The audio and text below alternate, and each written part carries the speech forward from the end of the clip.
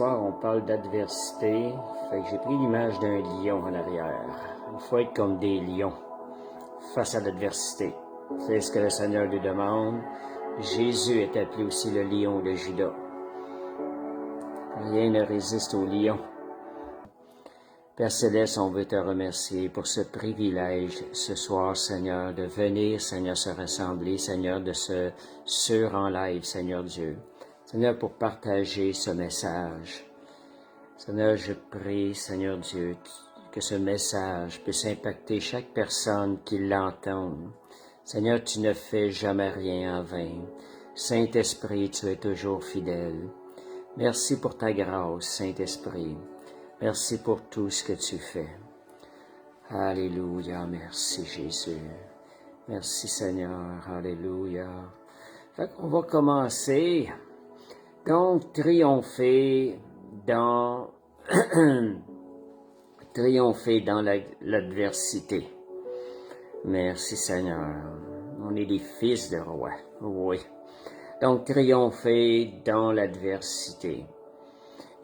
Donc, si on commence avec quand on parle d'adversité, je sais que certains chrétiens ont des différentes, certains croyants ont des différentes façons de voir ça. Il y en a qui plient devant l'adversité, il y en a d'autres qui vont se relever. Ce soir, on va voir un peu des situations, comment traiter l'adversité comme croyant selon la parole de Dieu, d'une manière qui est agréable au Seigneur, d'une manière qui va faire avancer le royaume de Dieu. Donc, merci Seigneur, alléluia. Voilà. Donc, première chose, quand on parle d'adversité, c'est parce qu'on a un adversaire. C'est qui l'adversaire? Qui est notre adversaire? Lorsqu'on parle le mot adversaire, certains il vous vient un nom, il vous vient quelqu'un en tête. On sait c'est qui, c'est le diable. Le diable, Satan, c'est lui qui est notre adversaire. Selon la parole, on regarde tout ce qu'il est dit, c'est un voleur, c'est un menteur. On le surnomme le père du mensonge. Jésus l'a surnommé le père du mensonge. Et il n'y a pas de vérité en lui. C'est ce que la parole mentionne, c'est qu'il n'y a pas de vérité en lui. Et il vient tromper les gens, il est meurtrier. C'est ce que la parole nous dit. Donc, est-ce que c'est le genre de roi? Est-ce que c'est le genre, pas de roi, mais est-ce que c'est le genre de royaume qu'on veut servir? Il est à la tête d'un royaume. Est-ce que c'est ce genre de royaume-là qu'on va servir? Quels vont être les fruits lorsqu'on va réagir et faire certaines choses qui viennent donner de la puissance à son royaume? Donc, il est l'accusateur des frères. On définit l'adversaire un peu. Quand je définis l'adversaire, c'est par rapport à son caractère. Son caractère vient aussi nous révéler ses œuvres. Si nous sommes en train de faire ces œuvres-là, si nous mentons, si nous trompons les gens, si nous manipulons les gens, ben, nous sommes en train de servir ce maître. Donc, c'est pas ce genre de choses-là qu'on veut faire, dans le fond. C'est de s'arrêter que quand on fait ces choses-là, ben, on est en train de servir le royaume de ce maître-là. Donc, il est l'accusateur des frères. Si on accuse des frères, combien de gens que j'entends des chrétiens des fois, je parle pas nécessairement de l'Assemblée, là, mais en règle générale, on voit des accusations d'un chrétien envers l'autre et tout. On en voit tellement sur les réseaux sociaux. Pourtant, c'est clair, c'est bien dit que l'accusateur des frères, c'est Satan. Ça vient de ce royaume-là. Dieu n'accuse pas les personnes. C'est le Saint-Esprit qui travaille par la conviction à l'intérieur. C'est son œuvre à lui de convaincre de péché. Donc, il est ses œuvres, c'est qu'il divise, il sème le doute, ça c'est une de ses œuvres, parce qu'il veut détourner de la foi. Le croyant est appelé à marcher par la foi. L'œuvre du diable, c'est de venir arracher la foi, de venir empêcher les gens de marcher dans la foi. Il peut y avoir des enseignements, des fois, teintés un peu de ça, où on vient éteindre la foi et ramener un peu l'enseignement de Jésus à ce qui est visible seulement. ramener l'enseignement de Jésus à simplement la petite vie personnelle, spirituelle pour chaque croyant qui doit s'efforcer de rester tel quel et non pas d'aller de l'avant en croissance, d'aller combattre cet adversaire-là. Pour combattre l'adversaire et le faire reculer, il va falloir qu'on avance. L'enseignement à ce soir, c'est une des choses que j'aimerais réveiller parce que moi, c'est sûr, quand j'étudie, quand je prépare l'enseignement, moi aussi ça me parle. C'est que nous, comme croyants, on a des responsabilités. Il faut être responsable.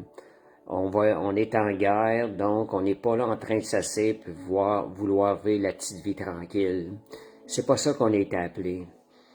Parce qu'on a quelqu'un qui a donné sa vie, qui est mort pour nous.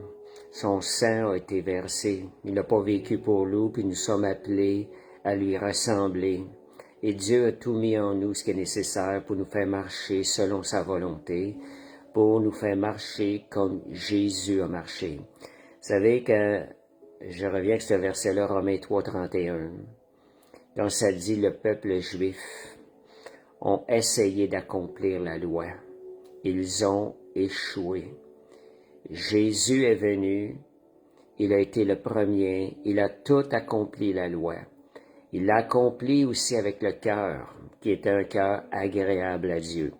Parce que certaines personnes ont pu accomplir les 10 commandements sans nécessairement dévier, mais leur cœur n'était pas pur devant Dieu. Si on regarde le jeune homme riche, quand Jésus l'a éprouvé, c'était pas pour qu'il vende tout ce qu'il possédait que Jésus lui a dit ça.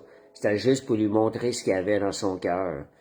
Lui disait, j'ai tout observé les commandements, mais Jésus voulait lui montrer, Jésus voyait dans les profondeurs du cœur par le Saint-Esprit. Donc Jésus voulait lui montrer, regarde, il y a un genre, je dirais une sorte de péché dans ton cœur. Tu es attaché à tes richesses. Donc c'était quelque chose qui n'était pas mise à jour par les 10 commandements, par la loi de Moïse, mais c'était dans le fond du cœur. Mais Jésus, lorsqu'il a accompli toute la loi, il l'a accompli avec un cœur tout entier à l'Éternel et pleinement agréable à l'Éternel. C'est ça. Donc, il veut détourner de la foi, ce que je disais. Il est un voleur. Jean 10 dit, il vient pour voler, donc il vient prendre ce qui ne lui appartient pas. Il veut extirper ce qui nous appartient. Dans le royaume de Dieu, on a eu des choses. Lui, il vient par le mensonge nous séduire et nous voler, nous égorger, puis il veut détruire aussi. Détruire les enfants de Dieu. Ça, c'est la nature du diable. Fait que toute œuvre qui est dans ce sens-là, c'est une œuvre qui est en train de servir ce maître-là qui a cette nature-là. Parce que c'est contraire à la volonté de Dieu. Donc, il est à la tête d'un royaume, notre adversaire, et c'est pas un royaume visible, c'est un royaume invisible, c'est un royaume qui est spirituel. Et son royaume, c'est un royaume de ténèbres, parce que ça n'apporte pas la vie, ça apporte la mort. Quand on pense à ça, que ce genre d'œuvre-là, si on a ça dans notre vie, il faut sortir ça, sont des œuvres qui apportent la mort dans notre vie, ça n'apporte pas la vie. Donc, il est invisible et aussi, il a des sujets qui travaillent pour lui. Il n'est pas le seul adversaire. Il a un royaume, il a des sujets qui travaillent avec lui. La Bible parle qu'il y a le tiers des anges qui seraient sous Satan, qui sont devenus ce qu'on peut appeler des démons. Donc, quand on dit, c'est pour ça des fois, quand on se sent attaqué, ça peut être des mauvais esprits sous son royaume, mais on dit c'est Satan qui nous attaque. C'est justifié de dire ça parce que c'est son royaume, ils sont sous les ordres, sous le commandement de Satan. Fait que ça, on vient de définir notre adversaire. Deuxième chose, qu'est-ce qui arrive avec ça? Jésus a tout accompli afin que l'adversaire n'ait pas accès à nous dans notre vie, afin qu'il ne puisse nous toucher et tout. Pourquoi vivons-nous des choses, des attaques aujourd'hui et tout? Deux raisons. Une des raisons, c'est que bien souvent, c'est nous qui ouvrons des portes à l'adversaire, à l'ennemi. De quelle manière? Par la chair, les œuvres de la chair. On parle que l'ennemi, c'est le diable. Mais bien souvent, quand on regarde à ça, un ennemi encore plus grand, c'est la chair. Parce que la chair ouvre des portes à l'ennemi. Elle lui délègue des droits. Donc, quand on parle d'ennemi, dans l'adversité, il n'y a pas seulement le diable et la chair. C'est bon parfois de se sonder. J'entends souvent ce genre de choses-là. Moi, il y a un clic quand j'entends ça. C'est quand on dit « t'as beaucoup d'opposition »,« grande opposition »,« grand appel ». Combien souvent j'entends ça? Il y a toujours un clic qui se fait dans ma tête. Il y a quelque chose qui cloche avec ça. Ça a un certain message, une partie de message qui est réelle. C'est sûr que l'ennemi, quand il va voir quelqu'un qui a un grand appel, il va rager avec plus de force. Mais le fait qu'une personne a plus d'opposition ne veut pas nécessairement dire que son appel est plus grand. La raison, bien souvent, c'est parce que cette personne-là, je dirais, grande désobéissance, grande porte ouverte à l'ennemi. Bien souvent, c'est ça qui peut arriver. Fait que c'est là qu'il faut faire attention. De vraiment regarder quand il se passe quelque chose, on doit se relever. L'important, si on ne sait pas vraiment qu'est-ce qui arrive dans notre vie, si c'est nous qui ouvrons une porte ou pas, la chose qui arrive, ben c'est nous, c'est de focusser sur d'avancer, comment est-ce qu'on va réagir. Que ce soit une porte que nous, on a ouverte, ou que ce soit une autre manière que l'ennemi est venu rentrer, nous attaquer parce il voit ce qu'on est, il voit l'appel qu'on a. La situation est presque la même. Donc, c'est premièrement se sonder, comment réagir à ça. Seigneur, y a-t-il quelque chose dans ma vie qui a ouvert cette porte? Moi, je vous dirais, si vous regardez en arrière dans votre vie, combien de problèmes vous avez vécu, bien souvent, c'est nos décisions qui nous ont emmenés dans des situations problématiques. Si on serait confié plus au Seigneur, si on aurait été dans une totale obéissance, on se serait évité bien d'opposition, bien des problèmes. Donc, c'est un point à considérer quand on dit l'adversité. Mais c'est sûr qu'on va en avoir, même si on marche dans la sainteté de Dieu, parce qu'on va voir la troisième situation tantôt. Donc, comment réagir face à ça? Je vous dirais, l'idée, l'adversité devrait tout le temps être des opportunités pour nous de grandir, de s'améliorer. Quand je vous disais que des fois c'est nous qui ouvrons des portes, faut pas rentrer dans la condamnation. La chose qui arrive, si on a ouvert une porte, c'est parce qu'on a besoin d'être formé, on a besoin de grandir dans cette situation-là. Donc, prenons la situation, apprenons de cette situation-là et grandissons dans le royaume de Dieu, perfectionnons-nous à travers ces situations-là. Donc, ce n'est pas une situation où on regarde en arrière, où on s'arrête, on continue d'avancer, on court vers l'avant, quelle que soit la raison de l'opposition. Donc, comme je vous disais, toute opposition pour nous comme croyants, à cause du roi qu'on sert, à cause du royaume qu'on sert, devrait être transformée en opportunité pour grandir, se perfectionner.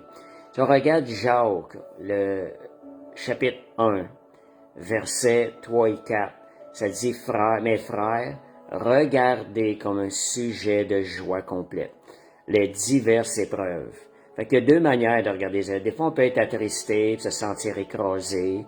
Mais la parole de Dieu nous dit, regardez là, regarde pas ça de même, regarde cela comme un sujet de joie complète.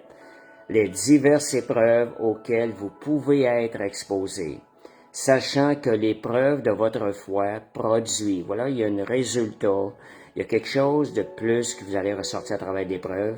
Comme je vous disais, que ce soit nous qui l'ait ouvert ou pas, c'est prendre l'occasion de grandir, puis d'apprendre. Donc, l'épreuve de votre foi produit la patience. On a peut-être manqué de patience à ouvrir les portes. Que l'épreuve de votre foi va produire la patience. Gardons la foi à travers la situation. Mais il faut que la patience accomplisse parfaitement son œuvre afin que vous soyez parfaits et accomplis. Regardez ce que ça veut nous emmener sans faillir en rien. Donc, c'est vraiment les épreuves que l'adversaire vient nous générer de les prendre, nous, comme des opportunités de grandir à travers ces épreuves-là. Fait que, donc, l'autre troisième point, je vous disais que l'adversaire, on a un adversaire. J'ai parlé de son caractère. Deuxième chose, j'ai parlé que les portes, parfois c'est nous qui les ouvrons. Nous ouvrons des portes qui y emmènent plus d'adversité, plus d'opposition dans notre vie. Ça, c'est la chair qui fait ça à l'intérieur de nous. Donc, la chair, on pourrait la considérer un ennemi plus grand que Satan. Parce que Jésus a déjà vaincu Satan. Satan vient par le mensonge. Si nous ne nous laissons pas séduire par l'ennemi, on va marcher dans la victoire. Donc, la dernière chose, c'est le troisième point, c'est que c'est vraiment par cause de l'appel. La grandeur de l'appel va faire que parfois l'opposition va être plus grande. Mais Dieu donne toujours la force nécessaire à travers tout ça. J'ai oublié le verset à soir, mais ça dit aucune épreuve, ça me revient à l'esprit, aucune épreuve ne nous sera, aucune tentation ne nous sera donnée sans que Dieu ne nous ait donné la force d'avoir la victoire à travers ça. En d'autres mots, aucune épreuve, aucune chose qui va venir nous attaquer, qui va être au-delà de nos forces. Dieu pourvoit nous donner la force pour conquérir, pour grandir à travers ces épreuves-là. Moi, je pense comme à l'épreuve de Job. Quand Dieu a dit à Satan de Job, voici un serviteur de roi et fidèle, il n'y en a pas deux comme lui. Donc, quand Dieu a vu ça, puis que Dieu connaissait Job assez, et Satan lui a dit, il a dit que, regarde, je vais l'éprouver, si tu permets, puis tu vas voir, il va t'abandonner. Le Seigneur, il a permis l'épreuve.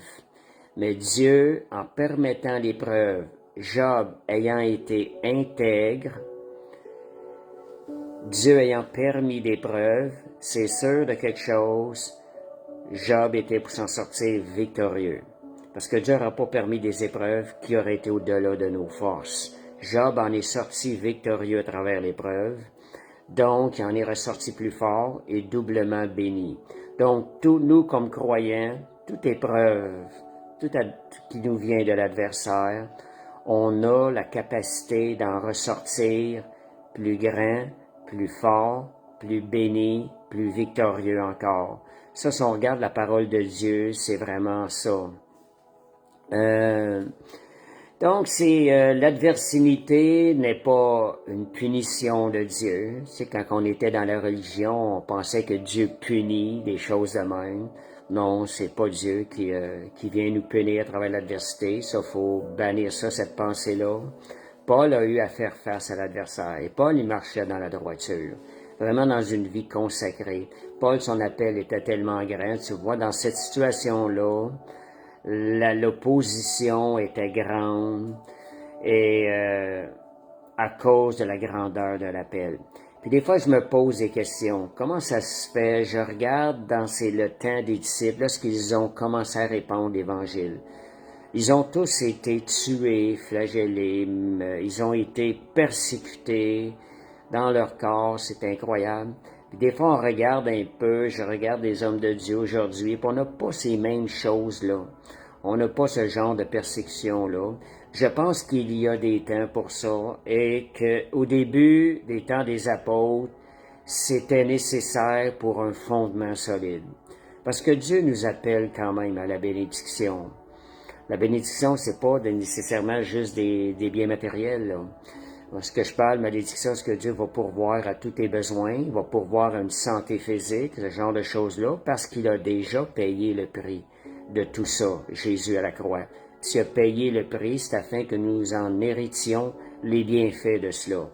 Puis nous avons le choix aussi de les recevoir ou de les ignorer. Jésus a déjà tout payé. Donc, Jésus n'a jamais promis, je parlais de l'apôtre Paul, Jésus n'a jamais promis une vie de souffrance. J'ai-tu le verset de la Paul? Voyons, j'ai manqué le verset encore. Jésus n'a jamais promis une vie sans souffrance. mais une vie victorieuse malgré la souffrance. Ça fait la différence.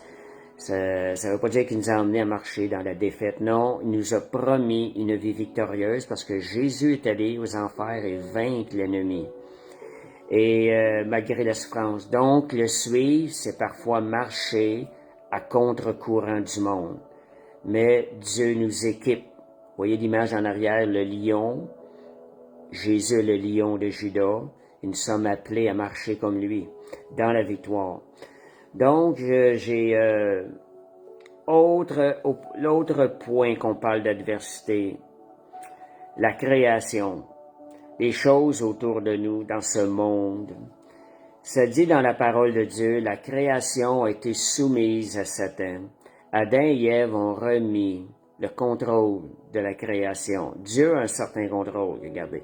Mais la création, si on va lire les versets, on va voir, peut-être vous êtes surpris d'entendre ça, mais la création a été corrompue par le péché d'Adam. Puis je vais aller lire Romains 8, versets 19 à 22. Donc, ça dit, ainsi aussi la création attend-elle avec un ardent désir la révélation des fils de Dieu. Moi, j'aime bien ce verset-là. Ça m'inspire. Ça veut dire que la création attend après nous, qu'on a cherché la puissance de Dieu, puis que nous, avec l'autorité de Jésus, nous reprenions possession de ce qui appartient à Adam, ce qui avait été donné à Adam, l'autorité qu'il avait au tout début. Et ça dit, la création a été soumise à la vanité, non de son gré, mais à cause de celui qui l'y a soumise, avec l'espérance qu'elle aussi sera affranchie de la servitude de la corruption. Fait qu'on voit que la création, elle a subi la corruption. Et ça, c'est à cause du royaume des ténèbres. Pour avoir part à la liberté de la gloire des enfants de Dieu. Je vais lire le dernier verset. Or, nous savons que jusqu'à ce jour, la création tout entière soupire et souffle les douleurs de l'enfantement.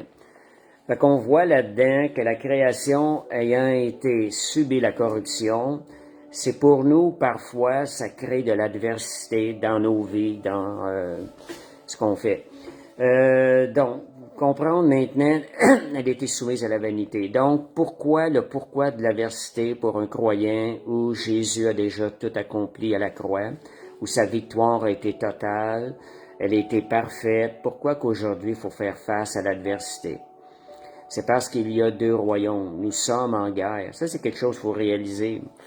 J'entends des fois, j'écoute des fois des petits bouts de quelque chose. Et des fois, je sais pas, on dirait que la conscience qu'on est en guerre, qu'il y a deux royaumes qui s'opposent, on dirait que certains croyants ne semblent pas être conscients qu'on est en guerre. On est là sur Terre justement pour faire régner, moi ce que j'enseigne, c'est qu'on est ici sur Terre pour faire régner la volonté de Dieu, pour triompher des œuvres de ténèbres. On est la lumière et la lumière chasse les ténèbres. Mais j'ai l'impression parfois que certains croyants ne sont pas conscients qu'ils sont en guerre. Si tu n'es pas conscient que tu es en guerre, ton arme, ton épée, tu vas la mettre de côté. Tu ne seras pas alerte. Mais si tu es conscient que tu es en guerre, tu vas te tenir alerte. Tu ne baisseras pas les bras, tu vas demeurer sur tes gardes. Et la vie chrétienne, c'est ça. Il faut se tenir sous les gardes. Puis on est appelé à travailler pour le royaume de Dieu. Donc, on n'est pas appelé juste à conserver notre salut. On est appelé à gagner du terrain. Puis on a des versets là-dessus. Donc, il y a deux royaumes. On a un ennemi, donc il y a une guerre qui est là. Puis des fois, j'ai entendu la parole, on voit ça des fois dans des publications, puis je trouve ça bon. Et de dire « je suis la guerre ». Ça, je suis certain que c'est quelque chose que l'ennemi n'aime pas entendre. Je suis la guerre.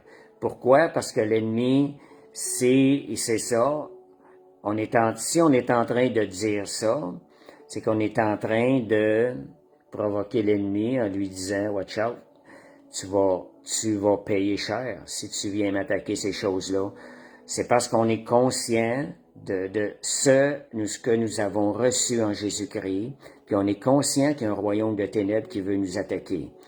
Donc, de dire « je suis la guerre », c'est une bonne déclaration si on le dit dans la conscience de qui on est en Jésus-Christ, puis qu'on vient apporter, on vient bousiller le terrain de l'ennemi. Donc, depuis que nous sommes devenus enfants de Dieu, la Bible dit on a été transportés du royaume de ténèbres vers le royaume de lumière. Donc, on voit qu'il y a deux royaumes.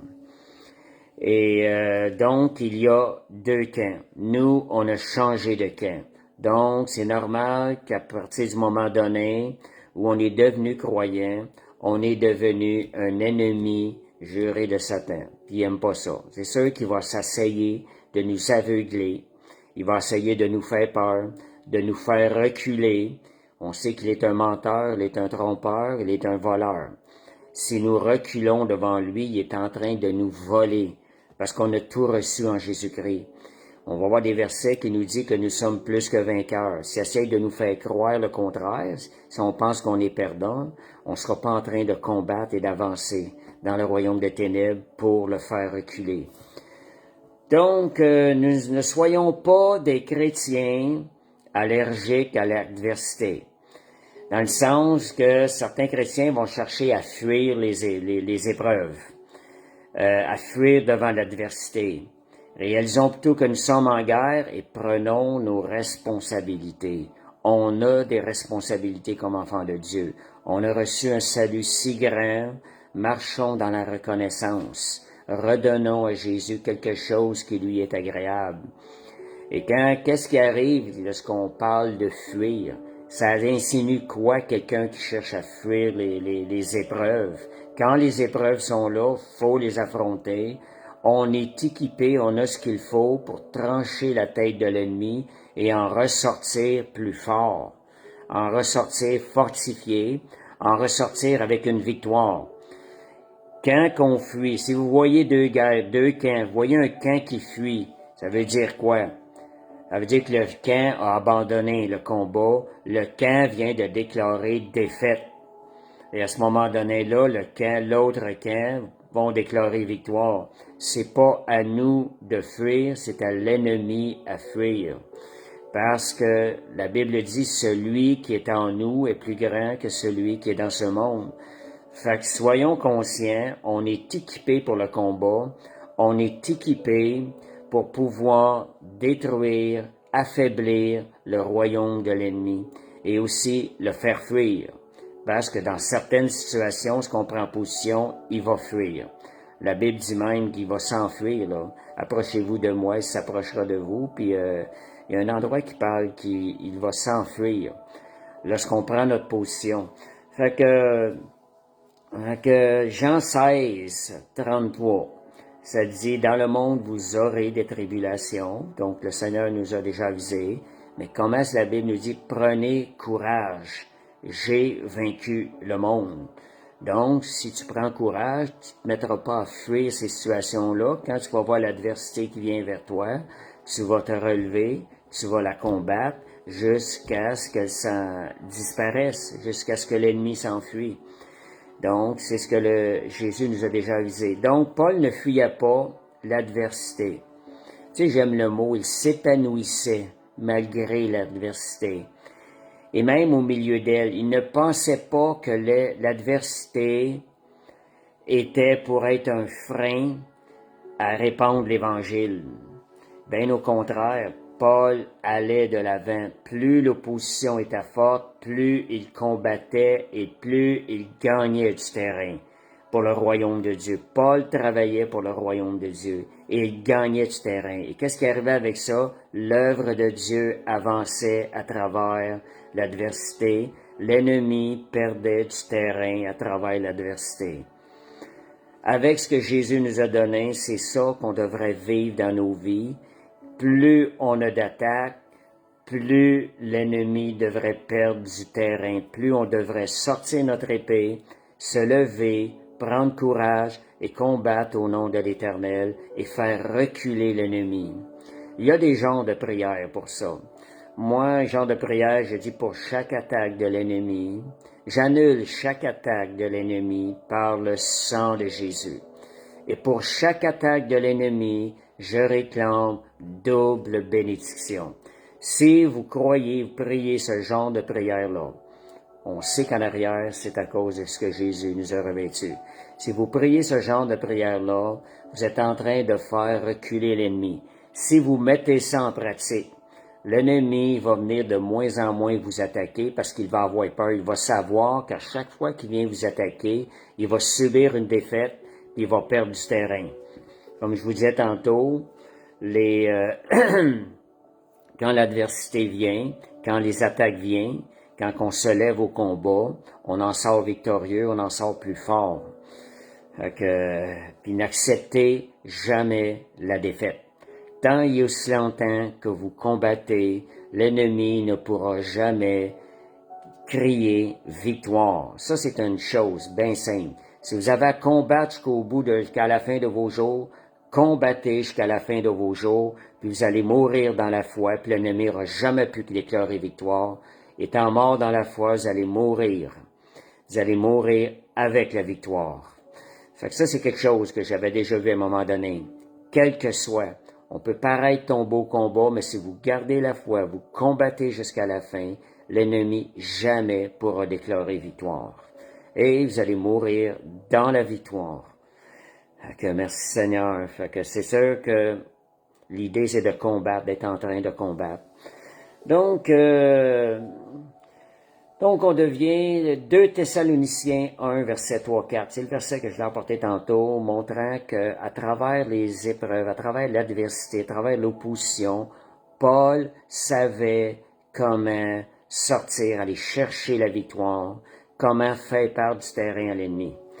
Nous devons à votre sujet, 2 Thessaloniciens 1, verset 3 et 4, nous devons à votre sujet, frères, rendre continuellement grâce à Dieu. Voyez, ça c'est un point, quand on parle d'épreuve, vous voyez qu'assez souvent, vous voyez le mot rendre grâce à Dieu. C'est une manière de combattre qui est très efficace. Vous êtes en train de passer l'épreuve, rendez grâce à Dieu pour la victoire, déjà accomplie à la croix. Et Dieu, ça emmène la défaite dans le camp de l'ennemi. Ça dit rendre continuellement grâce à Dieu. Pensez à vos épreuves, pensez à l'adversité que vous avez, pensez à cette parole-là quand ça arrive, commencez à louer le Seigneur et à lui rendre grâce. Et, excusez, comme cela est juste, parce que votre foi ferait de grands progrès. Voici ce qui arrive dans les épreuves. Et que la charité de chacun de nous, de vous, tous à l'égard des autres, augmente de plus en plus. Là, je sais pas parce que j'ai pas lu le début, mais Paul parle des épreuves qu'il a passées pour arriver là. Donc, aussi, nous glorifions-nous de vous dans les églises de Dieu à cause de votre persévérance et votre foi au milieu de toutes vos persécutions et des tribulations que vous avez à supporter.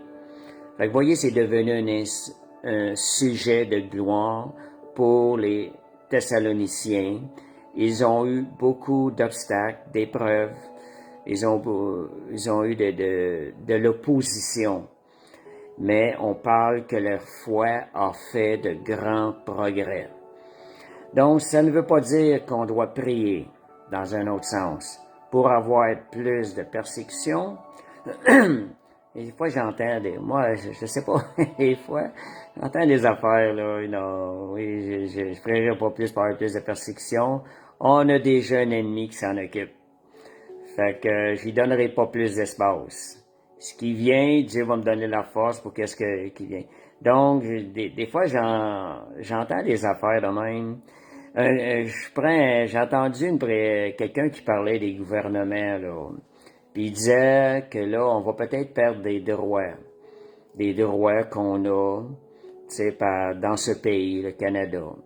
Là, la personne disait, c'est comme pour elle, ça va être bon, ça va être bon, tu sais, parce que là, regarde, en voulant dire que plus de persécution, plus ça va venir éprouver le cœur.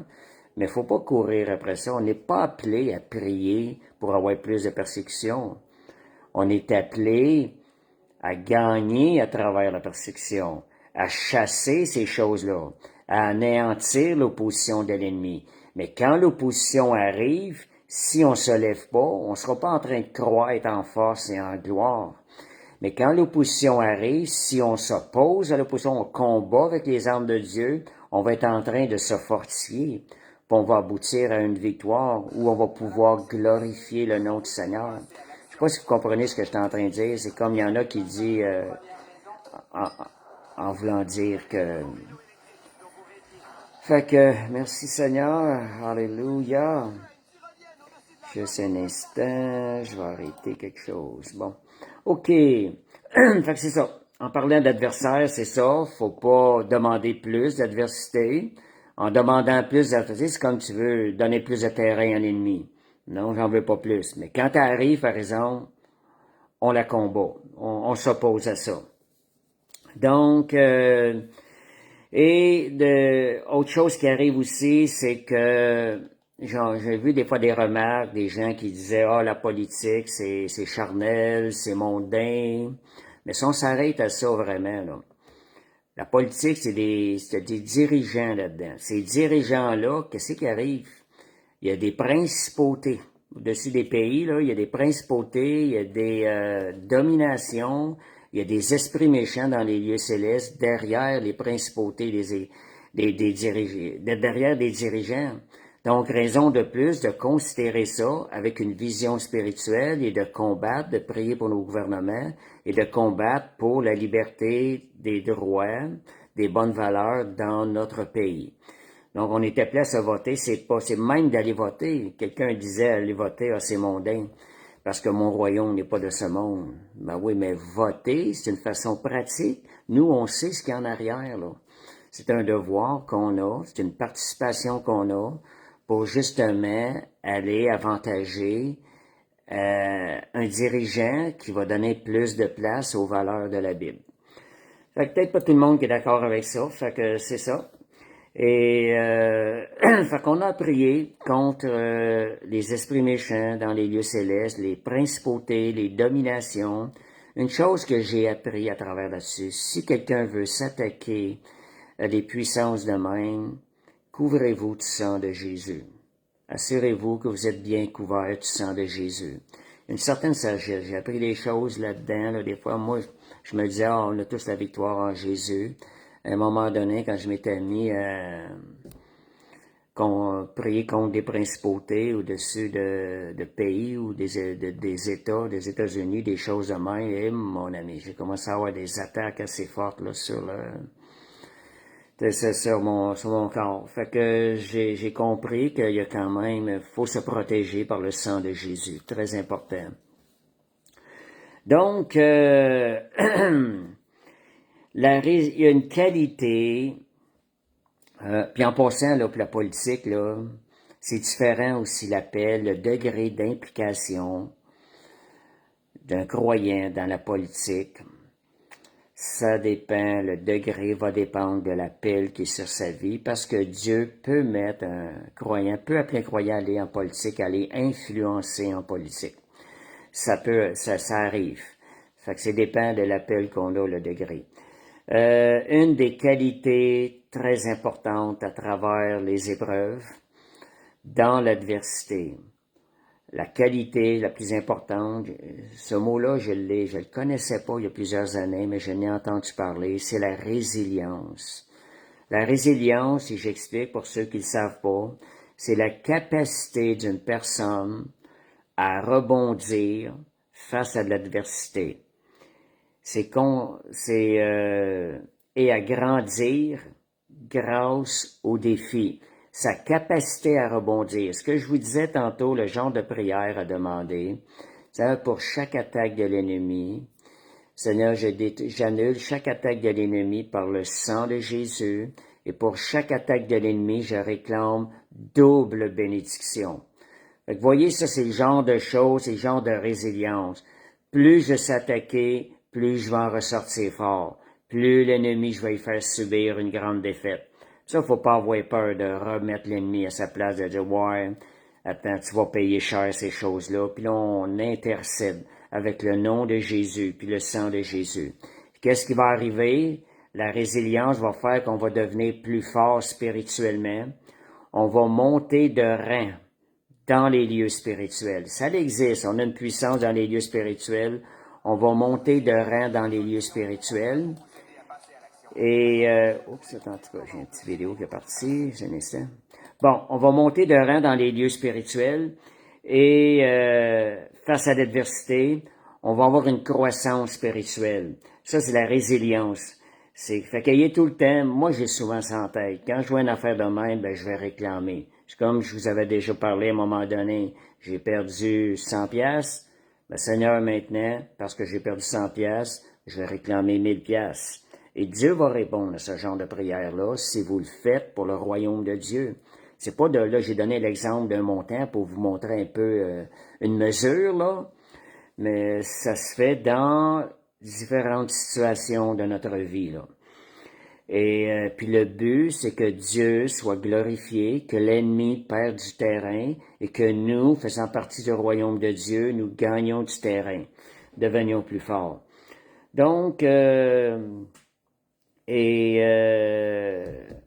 l'adversité forge le caractère, c'est un point que j'ai trouvé, et un caractère forgé va te permettre de vivre victorieusement. Le Seigneur veut qu'on marche, comme vous voyez le roi en arrière, le roi de Juda, le lion de Juda, triomphe toujours. Le Seigneur veut qu'on ait une vie victorieuse. Puis vie victorieuse, ça ne veut pas dire qu'il n'y a aucune épreuve, là. C'est pas ça le point. Une vie victorieuse, c'est qu'à chaque attaque de l'ennemi, on fait reculer l'ennemi. C'est nous qui gagnons du terrain. Donc, c'est ça, fait qu'on fuit pas l'opposition, mais on y fait face. Si on fuit les combats, on va changer ma feuille, il n'y aura pas de croissance, puis il n'y aura pas de victoire non plus. Donc, si on veut savourer les victoires, les combats sont nécessaires pour pouvoir avoir des victoires et grandir. Donc, le diable, il veut nous faire fuir pour prendre du terrain. Comme je vous disais, quand on fuit les obstacles, l'adversité, l'opposition, on veut pas l'affronter, on essaie de...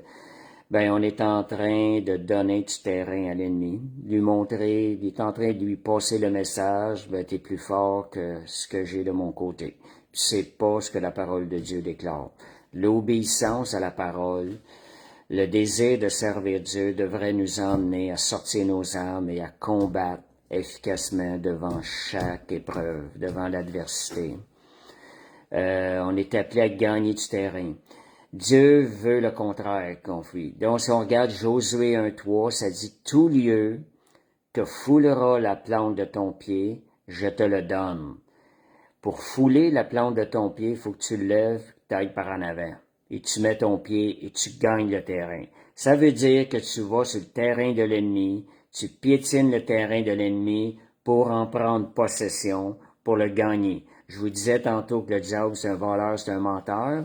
En réalité, ces choses-là nous ont été acquises par Jésus-Christ. C'est à nous d'aller en prendre possession. Donc, allons conquérir, nous sommes des conquérants. Revêtons l'armure de Dieu pour combattre l'adversaire. Donc, si on veut combattre efficacement, Éphésiens 12 nous demande de revêtir l'armure. La foi, la parole, qui est la vérité, toute l'armure qui est mentionnée dans Éphésiens 12. Donc, si on veut conquérir, on a besoin de se revêtir. C'est les armes de l'armure et aussi les armes de Dieu. Donc, c'est spirituel de gagner du terrain, c'est spirituel. Reconquérons. Qu'est-ce qui se passe dans le monde spirituel quand on gagne des terrains?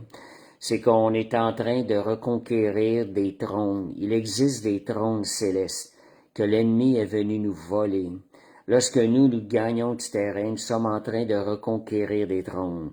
Nous sommes en train de reconquérir des endroits où on devient roi de ces endroits-là.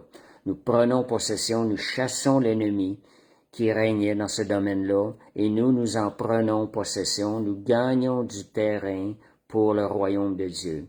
Donc, un trône, ce qu'on appelle c'est un endroit pour régner. Des endroits dans la vie, des situations où ce que l'ennemi règne, c'est un trône. Quand nous combattons et nous avons la victoire dans cette situation-là. Nous prenons possession de ces trônes-là.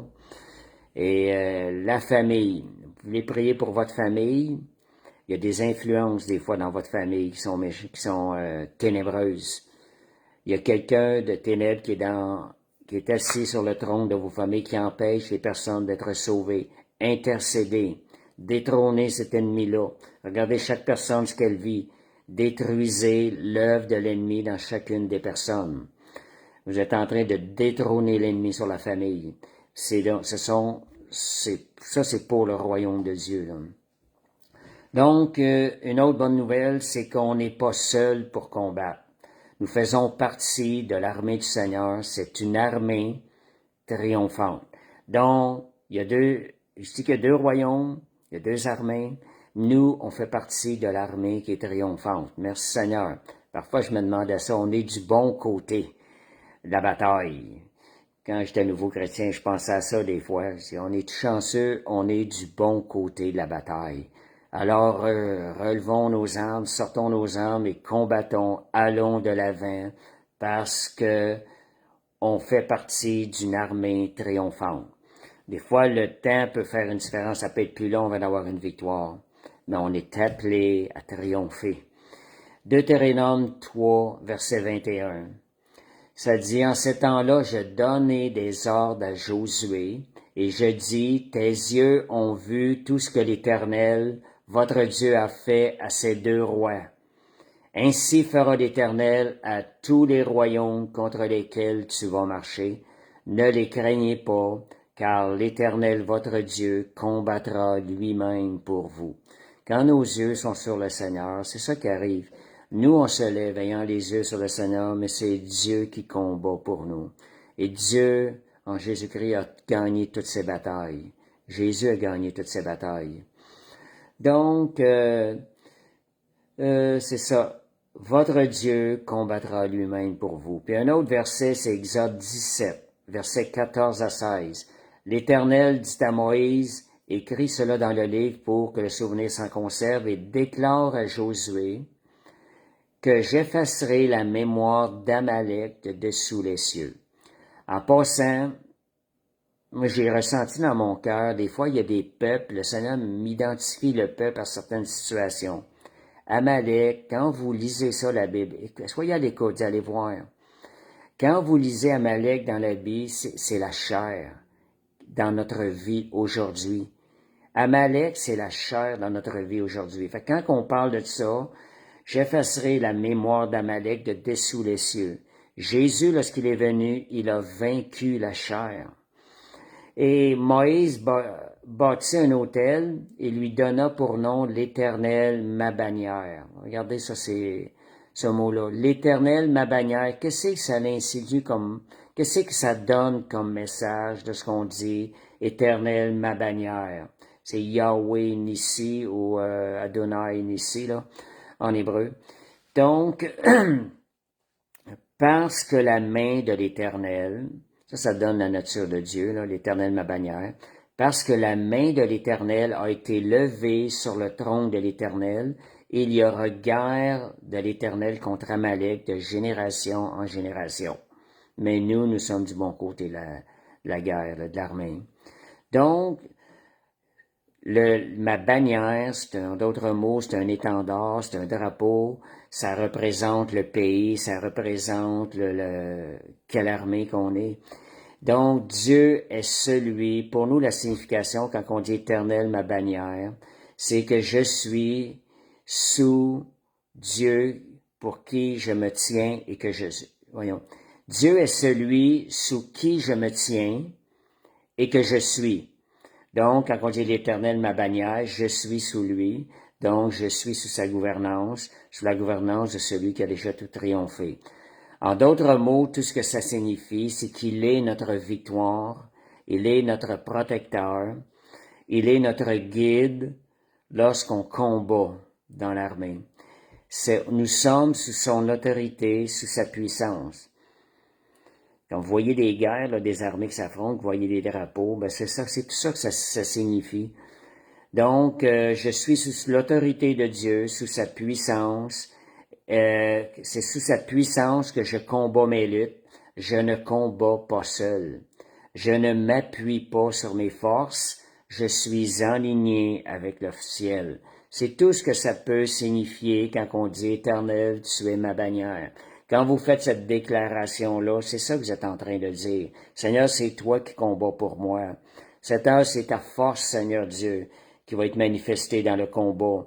Et ça, puisque c'est ta force, Seigneur, c'est ta victoire que je veux voir dans ce combat, dans cette épreuve. C'est tout ça ce que ça veut dire. Seigneur, c'est ta puissance. Je ne suis pas seul, c'est toi qui vas combattre pour moi. Merci, Seigneur, pour ma victoire assurée. Et je suis protégé dans ce combat. Fait que c'est ce que ça veut dire. Donc, ça revient à dire que Seigneur, c'est toi qui es ma force, c'est toi qui es ma victoire. Tu es celui qui conduit, qui conduit toutes les batailles dans ma vie. Donc ça, c'est un des points. On n'est pas seul. Dieu combat avec nous à travers l'adversité, dans l'adversité. Une autre chose, dans l'adversité, la déclaration de la parole va vous permettre de prendre possession de la victoire. Jésus a utilisé, il est écrit, quand l'adversaire est venu le tenter, quand il est venu pour essayer de le tenter, Jésus a utilisé la parole. Si Jésus a utilisé la parole, combien plus nous aussi, devant face à l'adversaire, devons proclamer la parole de Dieu qui est la vérité. Et donc, qu'est-ce qu'il est écrit? Si Jésus dit il est écrit, qu'est-ce qu'il est écrit sur nous? Recevons, déclarons, appliquons, et je dirais marchons selon ces vérités bibliques. Puis il y a une vérité biblique ce soir qui était en premier verset qui m'a amené à cette étude-là, c'est 2 Corinthiens 2,14. Ça, c'est un verset, j'ai souvent combattu dans ma vie chrétienne avec ce verset-là. C'est « Grâce soit rendue à Dieu qui nous fait toujours triompher en Christ ». Donc, c'est une parole. Est-ce qu'on y croit? Est-ce qu'on marche avec cette parole-là? Est-ce qu'on la reçoit? Est-ce qu'on l'applique dans notre vie? Et ça dit, regardez une petite chose, là. Par moment, il y a le mot « toujours ». J'aime ces genres de déclarations-là dans la parole. Ça me permet d'y croire fermement. Le mot « toujours triompher en Christ ». C'est une promesse. On a le droit de réclamer ça. Jésus, son sacrifice à la croix a été parfait. Donc, sa victoire a été complète. Donc, on a le droit de réclamer toujours triomphant en Christ. Puis regardez un mot là-dedans, grâce. Je vous parlais tantôt une des manières de combattre efficacement, c'est tout le temps en rendant grâce, en louant le Seigneur ou en louant le Seigneur. Dans la louange, il y a un combat qui se mène. Parce que pendant que tu rends grâce ou pendant que tu loues, tu t'es déjà positionné à la fin du combat comme étant victorieux. Puis ça, l'ennemi n'aime pas ça.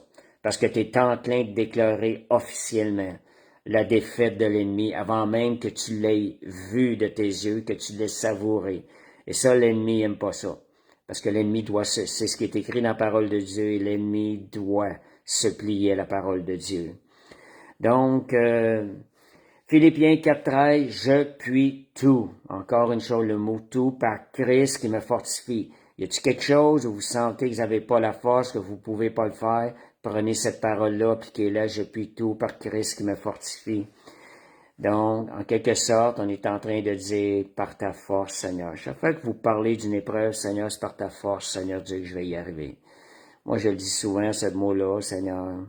Dieu me fait triompher, Dieu me rend capable de faire sa volonté, mais par ta force. Puis quand je dis ça, c'est parce que je compte sur le travail du Saint-Esprit en moi. Le Saint-Esprit gagne toutes ces batailles. Et donc, c'est une autre manière de combattre. Et 1 Samuel 17,47, ça nous rappelle encore que la bataille appartient à l'Éternel. Si on dit que la bataille appartient à l'Éternel, c'est qu'on est en train de dire que c'est lui qui va gagner la bataille. C'est lui qui gagne des batailles. Quand une bataille se lève, ça appartient à l'Éternel. 1 Jean 4,4, c'est celui qui est en vous est plus grand que celui qui est dans ce monde. Donc, c'est qui vit? Qui manifestez-vous? Celui qui est en vous ou le vieil homme? La Bible dit, ce n'est plus moi qui vis, c'est Christ qui vit en moi. C'est qui que vous laissez manifester? Donc, celui que vous laissez manifester, est-ce que c'est celui qui est plus grand? Si vous laissez manifester Christ, il va être plus grand que l'ennemi qui vient combattre contre vous dans le monde. 1 Jean 5,4, continuez à faire suite à ça. Tout enfant de Dieu triomphe du monde. La victoire qui triomphe du monde, c'est notre foi. Voyez, tout enfant de Dieu, nous triomphons du monde et la victoire qui triomphe du monde, c'est notre foi. Ça veut dire la foi doit être active. La foi, tu crois en la parole parce que c'est écrit. Tu ne regardes pas ce que tes yeux voient.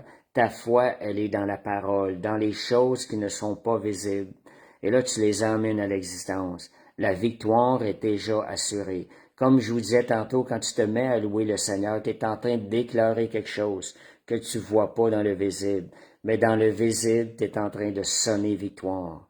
Et l'ennemi part à la défaite. Donc, le doute, ça va venir vous ébranler. Donc, c'est par la foi que vous allez demeurer dans la victoire. Chasser le doute. Et la lecture de la parole, c'est quelque chose qui va vous aider à garder dans la foi.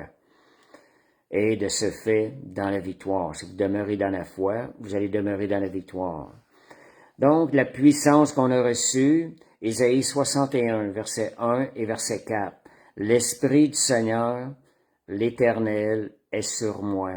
Jésus, c'était écrit pour Jésus, mais aujourd'hui, nous qui avons reçu la vie de Jésus, ça s'applique à nous aussi.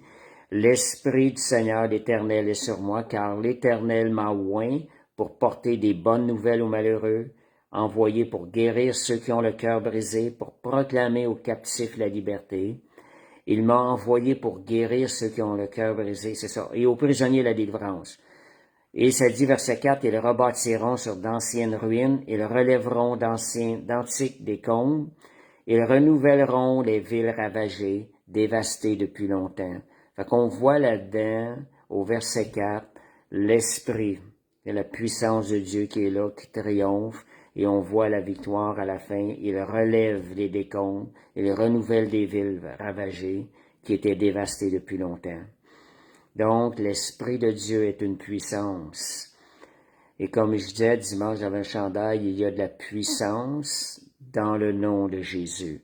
Une autre manière de combattre l'adversité, le nom de Jésus. Il y a de la puissance dans le nom de Jésus. Donc, aussi, autre chose, le sang de Jésus dans le combat. Couvrez-vous du sang de Jésus quand vous avez besoin de protection dans le combat. Vous savez que le diable va fuir devant le sang de Jésus. Il a terriblement peur du sang de Jésus. Il y a un ami qui m'a témoigné qu'à un moment donné, il a eu comme une vision. Et l'ennemi venait l'attaquer. Et dès qu'il a déclaré le sang de Jésus, l'ennemi t'a comme aveuglé. Puis il disait non, non, non, non. Et l'ennemi s'est enfui. En entendant, lorsqu'une personne s'est couverte du sang de Jésus. Fait qu'il y a une puissance dans le nom de Jésus, il y a une puissance aussi dans le sang de Jésus. Le diable, il va fuir devant le sang de Jésus. On va terminer avec 2 derniers points. Combattre l'adversaire, la prière.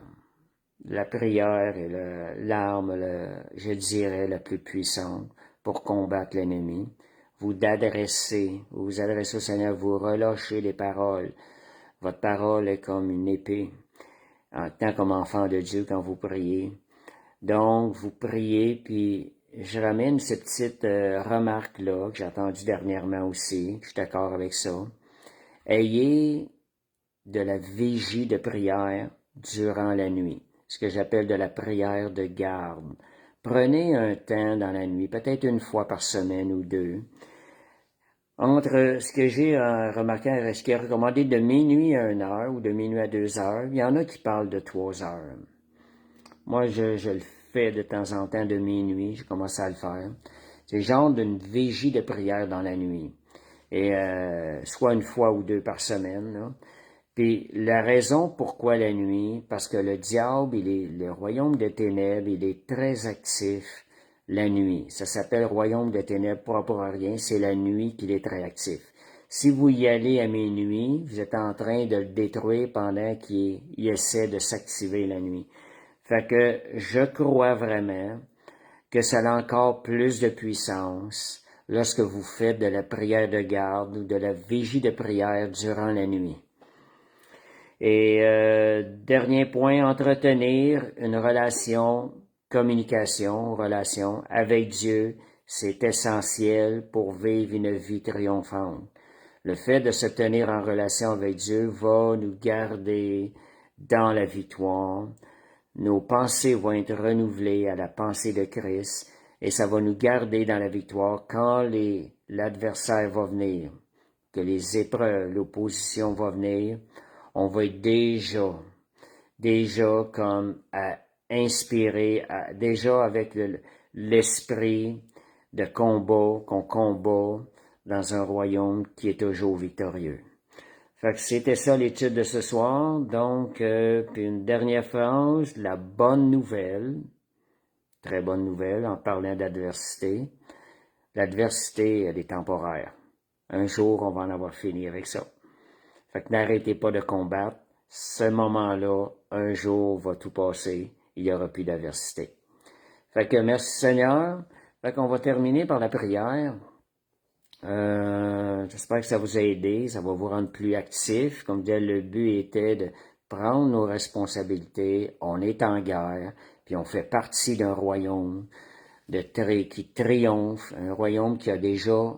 On a déjà la victoire. En réalité, on part en vainqueur et pour vaincre. Ça, c'est une autre chose, là, Isaïe. Ça, c'est dans Apocalypse 6. Et c'est un autre verset là, de combat. Je pars en vainqueur et pour vaincre. Ayant la conscience, parce que Jésus vit en nous, Jésus a triomphé de l'ennemi, Jésus est le roi des rois. Donc, on part en vainqueur et pour vaincre.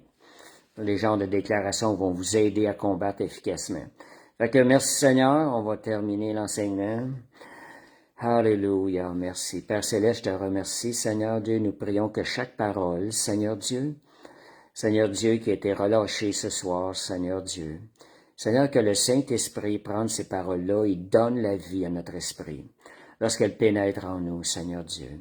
Seigneur, nous ne voulons pas, Seigneur Dieu, Seigneur, recevoir en vain ta parole, parce que ta parole, elle est toute puissante.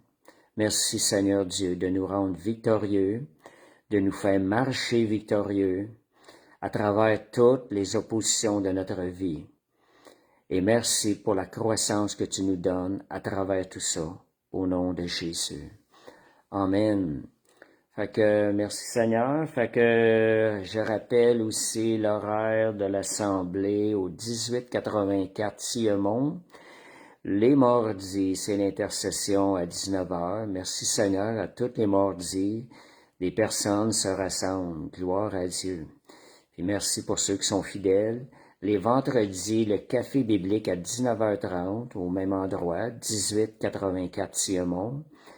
Les dimanches, l'assemblée est à 2h de l'après-midi. Fait que vous êtes libre de venir venir pour les inviter, visiter, que ce soit le vendredi pour le partage biblique ou les dimanches à l'assemblée à 14h, vous êtes les bienvenus. Fait que merci Seigneur, fait que je vous souhaite une parfaite fin de semaine dans le nom de Jésus. Amen.